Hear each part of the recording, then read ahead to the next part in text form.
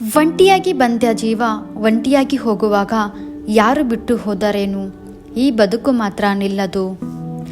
ಎಲ್ಲ ಸಿಕ್ಕಾಗಲೇ ನೆಮ್ಮದಿ ಅಂದುಕೊಂಡಿದ್ದೆ, ಸಿಕ್ಕ ಮೇಲೆ ಗೊತ್ತಾಯಿತು ಏನು ಇಲ್ಲದಿದ್ದಾಗಲೇ ನೆಮ್ಮದಿಯಿಂದ ಇದ್ದೆ ಎಂದು.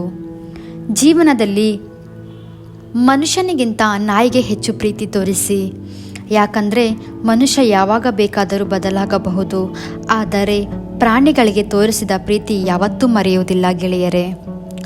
ನಾಯಿಗೆ ಊಟವನ್ನು ಹಾಕಿದಾಗ ಅದು ತಿಂದಿರುವ ವಿಶ್ವಾಸಕ್ಕೆ ಮನೆಯ ಬಾಗಿಲನ್ನು ಕಾದು ಸೇವೆಯನ್ನು ಸಲ್ಲಿಸುತ್ತದೆ.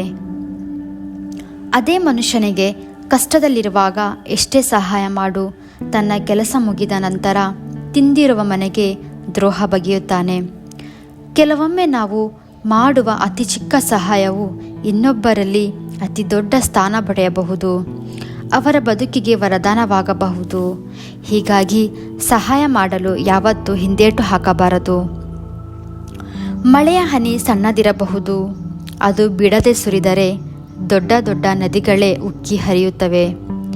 ಪ್ರಯತ್ನ ಸಣ್ಣದಾದರೂ ಪರವಾಗಿಲ್ಲ, ನಿರಂತರವಾಗಿದ್ದರೆ ದೊಡ್ಡ ಸಾಧನೆ ಮಾಡಲು ಸಾಧ್ಯವಿದೆ. ಯಾವುದು ಸುಲಭವಾಗಿ ಸಿಗುತ್ತದೆಯೋ ಅದುವೇ ಮೋಸ, ಯಾವುದು ಕಷ್ಟದಿಂದ ಸಿಗುತ್ತದೆಯೋ ಅದುವೇ ಮರ್ಯಾದೆ, ಯಾವುದು ಹೃದಯದಿಂದ ಸಿಗುತ್ತದೆಯೋ ಅದುವೇ ನಿಜವಾದ ಪ್ರೀತಿ, ಯಾವುದು ಅದೃಷ್ಟದಿಂದ ಸಿಗುತ್ತದೆಯೋ ಅದುವೇ ಸ್ನೇಹ. ಇತಿಹಾಸ ಹೇಳುತ್ತೆ ಕಳೆದು ಹೋದ ದಿನ ಸುಖವಾಗಿತ್ತು ಅಂತ. ವಿಜ್ಞಾನ ಹೇಳುತ್ತೆ ನಾಳೆ ಬರುವ ದಿನ ಸುಖವಾಗಿ ಇರುತ್ತದೆ ಅಂತ. ಆದರೆ ಧರ್ಮ ಹೇಳುತ್ತೆ ಸತ್ಯವಾದ ಮನಸ್ಸು ಹಾಗೂ ಸ್ವಚ್ಛವಾದ ಹೃದಯವಿದ್ದರೆ ಪ್ರತಿ ಕ್ಷಣ ಸುಖವಾಗಿರುವೆ ಎಂದು.